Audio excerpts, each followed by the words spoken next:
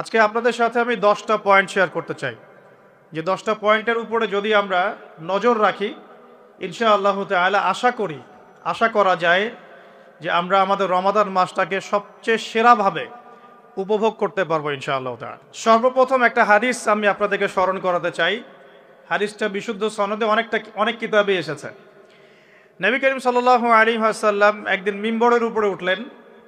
প্রথম সিঁড়িতে উঠে তিনি বললেন আমিন, দ্বিতীয় সিঁড়িতে উঠে বললেন আমিন, এবং তৃতীয় সিঁড়িতে উঠে বললেন আমিন।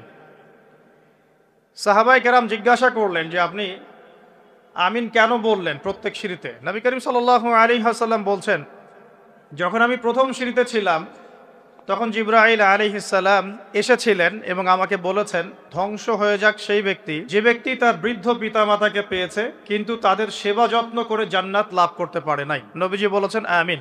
অর্থাৎ শিখলাম যাদের ঘরে পিতামাতা আছে, পিতামাতা দুজনে আছেন বা দুজনের একজন আছেন, তাদের খেদমত করে যদি আমরা জান্নাত অর্জন করতে ব্যর্থ হই তাহলে আমাদের জন্য ধ্বংস। আমরা কি এটা চাবো? আল্লাহ পাক আমাদের সবাইকে পিতামাতার হক আদায় করার তৌফিক দান করুন। দ্বিতীয় সিঁড়িতে নবী সাল্লাল্লাহু আলাইহি ওয়াসাল্লাম, তখন জিবরাইল আলাইহিস সালাম বলেছিলেন, ধ্বংস হোক সেই ব্যক্তি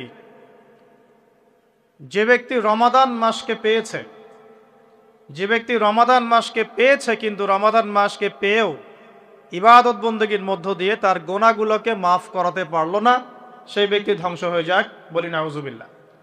আমরা কি এটা চাই?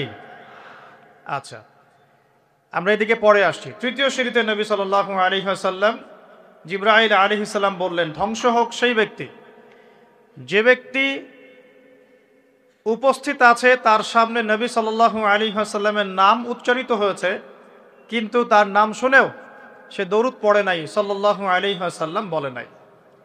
আমরা দেখলাম দরুদ পড়ার সময় অনেকেই চুপ করেছিলেন। যে ব্যক্তির সামনে নবী সাল্লাল্লাহু আলাইহি ওয়াসাল্লামের নাম উচ্চারিত হয়েছে এরপরেও সে নাম শুনে দরুদ পড়ে নাই, নবীজি বলছেন তার জন্য ধ্বংস। বলি নাউজুবিল্লাহ। এর বিপরীতে অনেক হাদিস আছে, যদি আপনি একবার নবীর প্রতি দরুদ পড়েন আপনার প্রতি 10 বার রহম করা হবে ইনশাআল্লাহ। আল্লাহ পাক 10টা গুনাহ মাফ করে দিবেন, আল্লাহ পাক 10টা নেকি লিখে দিবেন এবং আপনার মর্যাদার স্তর আল্লাহ 10 গুণ বাড়িয়ে দিবেন। অতএব যদি কেউ টেনশন ফ্রি লাইফ লিড করতে চান তাহলে বেশি বেশি দরুদ পড়বেন, বলবেন সাল্লাল্লাহু আলাইহি ওয়াসাল্লাম, অথবা দরুদ ইব্রাহিম যেটা আমরা পড়লাম, অথবা আল্লাহুম্মা সাল্লি আলা মুহাম্মদ ওয়া সাল্লিম, অথবা আল্লাহুম্মা সাল্লি ওয়া সাল্লিম আলা নবিয়িনা মুহাম্মদ। বিশুদ্ধ দরুদগুলো পড়বেন, আল্লাহ পাক তৌফিক দান করুন। এখানে একটা বিষয় লক্ষণীয়, নবীর নাম শুনে দরুদ না পড়লেই যদি অভিশাপ পেতে হয়, নবীর নাম শুনেছি দরুদ পড়ি নাই, একটা আমল ছুটে গেল, এর ফলশ্রুতিতেই যদি নবীর অভিশাপ পেতে হয় তাহলে আমরা সারা জীবনে যারা নবী সাল্লাল্লাহু আলাইহি ওয়াসাল্লামের সুন্নতের খেলাফ চলছি আমাদের কি হবে সেটা ভাবার দরকার আছে কি নাই? কথা কি বুঝতে পারছেন?